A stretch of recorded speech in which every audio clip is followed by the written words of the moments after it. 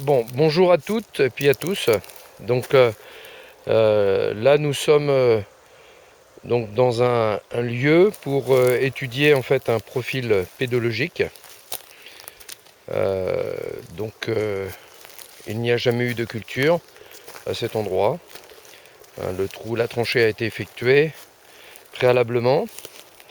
Et donc là, on peut constater donc un environnement exclusivement avec une forêt de pins. Donc on va se rapprocher de la tranchée et on va essayer donc de trouver des indices qui vont nous permettre de caractériser ce profil. Donc je rentre dans la tranchée qui fait à peu près 50 cm et donc ce que l'on note, on note déjà donc la présence d'un horizon avec une litière, donc les racines, notamment les racines de pin. On voit bien qu'il y a également donc une différence de couleur. Et ça, bon, il y aura une explication par rapport à cette couleur. Est-ce que c'est normal de trouver quelque chose, donc des éléments plus apparemment qui sont quand même relativement sableux, avec un autre horizon qui a une couleur beaucoup plus sombre. En dessous, au niveau des horizons, si je gratte, je tombe très rapidement sur apparemment la roche-mère. Une roche-mère donc de couleur relativement blanche.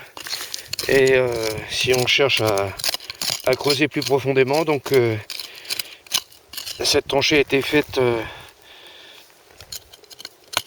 avec une mini pelle, donc on s'aperçoit qu'on va pas plus profondément. On ne note pas de présence de vie animale. Dernier petit test que je vais effectuer, c'est un petit test qui va me permettre de déterminer la nature de la roche.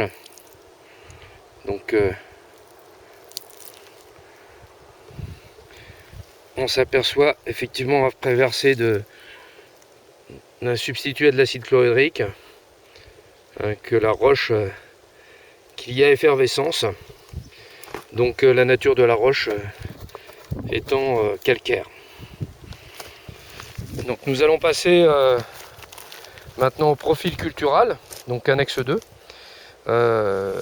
qui est donc à l'origine un sol cultivé sur cette roche-mère. A tout de suite.